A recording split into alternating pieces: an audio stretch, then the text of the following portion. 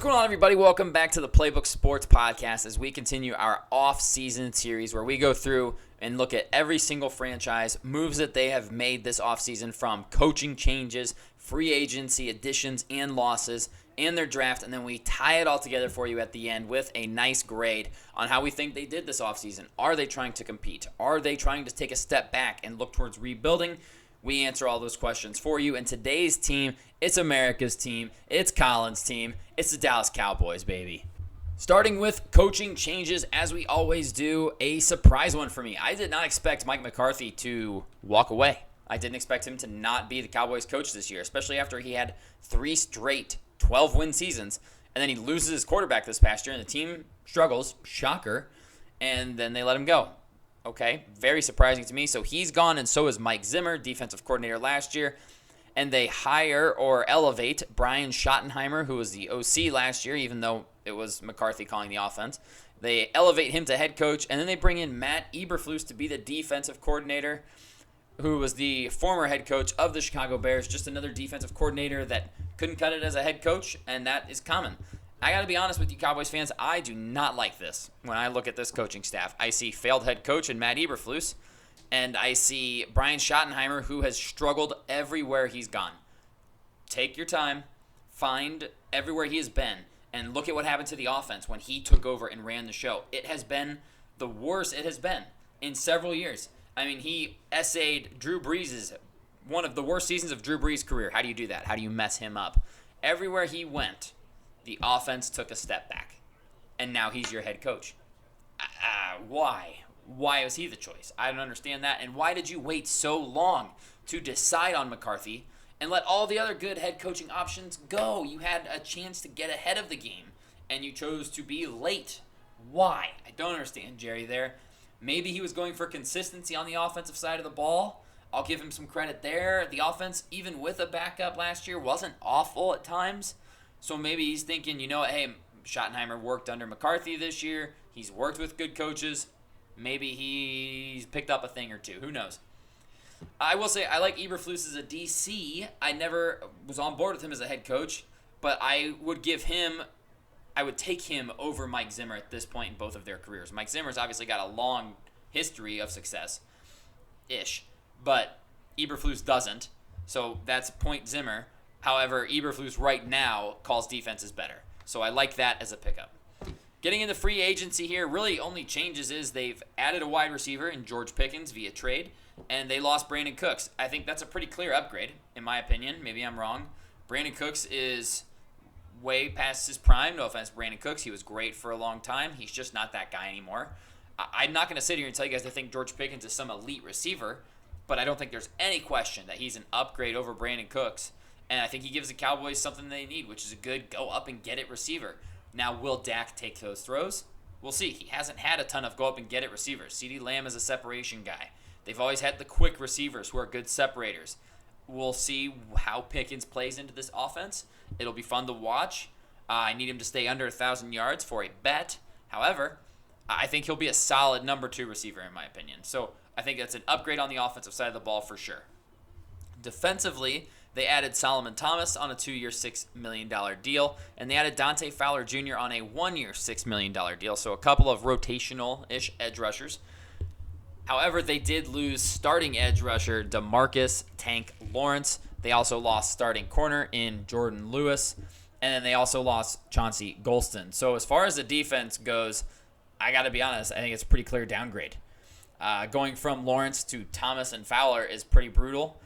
I think they're both just Band-Aid guys, truthfully. Obviously, it's a 1-year and a 2-year deal, so they're not a long-term solution across from Micah Parsons. I don't think the Cowboys know what they're planning to do long-term across from him. Hopefully, they drafted him.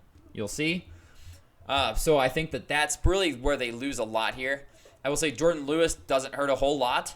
You just have to replace him. So you hope that you get Deron Bland from 2 years ago, and you're also getting Trayvon Diggs back from injury. So I think that he was just one of those guys like, yeah, we're not paying to keep you. So I get that, and I'm not going to hold that one against them, and I'm not really going to hold Chauncey Golston against them a whole lot either. Really, it's just going from DeMarcus Lawrence to Solomon Thomas and Dante Fowler. And that's a pretty big step back, especially when you don't have another edge rusher at this point to fill him in, a proven edge rusher. So So we'll see what they do there. But definitely a downgrade on defense, upgrade on offense. Talking about their draft, in the first round, they go with Tyler Booker, offensive guard out of Alabama. I loved this pick. I think some people were surprised. I really wasn't. Zach Martin just retired. You've got Tyler Guyton, who was a bad left tackle. Let's just call it what it is, a bad left tackle, but you're hoping he can step up this upcoming season. And you continue to build the Tyler offensive line in Dallas with Tyler Smith, Tyler Guyton, now Tyler Booker. If only they had kept Tyler Biadasz, they could have had 4. That would have been electric. But Tyler Booker is an absolute mauler. I think he's going to be. This is not a zone offense. This is a more of a straightforward power offense, and Tyler Booker fits that very, very well. So I like that addition a lot. Donovan Izaraku was another guy that I thought was a lock for the first round. I loved this draft. I thought Donovan Izaraku was a lock for the first round. I thought Siobhan Revell was a lock for the first, maybe not a lock for the first round, but definitely a early day 2 guy, if anything. Donovan Izaraku was getting a ton of buzz in the first round for him. I think he could very well be the future for them across from Micah Parsons. He might be, in 3 years, the starting edge rusher across from Parsons. Now, we need to see a little bit more from him. He had really good production at Boston College this past season with, I believe, 15 sacks, if I'm not mistaken. A little bit light, so he's similar to Micah Parsons, and I'll talk more about that here in just a minute when I talk about their overall depth chart. But I like him a lot as a pass rusher. And then Savon Revell, what a freak athlete. If he hadn't gotten hurt, he's a first-round talent, without a question. If he didn't get seriously injured at the beginning of the year, size, freak athlete, a great prototypical corner, and they got a serious discount on him. I think Savon Revell is going to be very, very good for them. I think he steps in and is an improvement over Jordan Lewis just like that, straight away. So that's an improvement that we'd like to see. And then I think Jadon Blue gives them some seriously needed juice in that RB room. Do I think he's, going to be an alpha running back? No, I don't think that. But is he right now the most talented running back in that room? I think so. Unless you're expecting Javonte Williams to figure it out all of a sudden, which I'm not. I think Jadon Blue, or Jaden Blue, however you want to pronounce it, is probably the most talented, most juiced up running back in that room. So those are 4 guys right there that I anticipate contributing day 1. I think, as long as Revell's healthy, of course. Blue, Izaraku, and Booker, all 3 of them should be starters straight away. When you come away with 3 starters as rookies, that's a great draft. Home run draft for the Cowboys for sure. Looking at their depth chart, I've got 2 positions listed. I've got linebacker, and then I've got a run-stopping defensive tackle. Let's start with linebacker here. You're going to probably be missing DeMarvion Overshown most of this upcoming season, and he was really looking good last year. I loved him coming out of Texas. I really think he can be awesome, but losing him for the season sucks. And they brought in Jack Sanborn. I think he's solid, but I wouldn't count on him at long-term at the position. They've got to figure out what they're going to do at middle linebacker going forward. So that's an issue for me. I know Overshown will be back, but this season especially is in trouble. And then Overshown, who knows what he is when he comes back from injury. Now, defensive tackle and defensive line in general. I mean, it might be one of the smallest defensive lines in the NFL. Micah Parsons is not a run defender. Donovan Izaraku, not a run defender. Dante Fowler, not a run defender. You've got Osa Odigizua as defensive tackle, who's really, really solid for them. Very, very good player. One of the better defensive tackles. He weighs like 270 pounds. He's going to get pushed by bigger guards and running teams. And then you've got one of the worst graded defensive tackles in the entire NFL in Mozzie Smith next to him. Where's the beef? Where's the beef on this defensive line? And then you've got linebackers who are small also. Sanborn's not some thumper. Even Overshown, when he's healthy, isn't some big dude that can stop the run. How will Dallas stop the run? That's my biggest question about this team going forward. Especially in a division that you're going to need to be able to stop the run against. You're going to have to be able to stop the run against Philadelphia and Washington. The Giants, don't count them. But if you want to do anything as the Cowboys, you need to be able to stop the run, and you don't have that talent. Because if you stop the run, guess what? Now Micah Parsons can tee off. Now Diggs can make a play in the backfield or in the secondary. If you just get run on all day, it completely negates Trevon Diggs and Micah Parsons.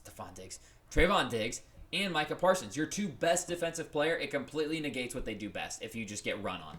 And they didn't fix it. They did not fix it. They needed to go out and get someone that brought some anger to this defensive line. I just don't see. I see them getting bullied. I really see them getting bullied. When you have a weaker linebacking group who cannot cover for a weak defensive line, that's a recipe for disaster and a recipe for giving up 200 rushing yards a game. I hope I'm wrong, Cowboys fans. I really do. But not getting a defensive tackle, not getting a guy that can stop the run, really brings down this grade. The draft really brings it up. There's so much positive, negative, and that culminates in a final offseason grade for the Cowboys, for me, of a C+. Where it's like the offense, Pickens, clear upgrade. And you get Dak Prescott back from injury. That's fantastic. Defense, though, you just lost to Marcus Lawrence, who was one of the longest tenured Cowboys, one of the fan favorites. He's gone, and he took some parting shots on his way out. Kind of a dick move, whatever. But then you go and you have an A-plus level draft. But you don't bring in somebody to fill some very glaring holes. That's a serious issue. If Dallas can figure out how to stop the run, I will be shocked. If they aren't one of the bottom 5 run defending teams in the NFL this year, I'll be shocked. I hope I'm shocked. But that's all I've got for you guys on today's offseason grade video for the Dallas Cowboys. We'll see you guys in the next one.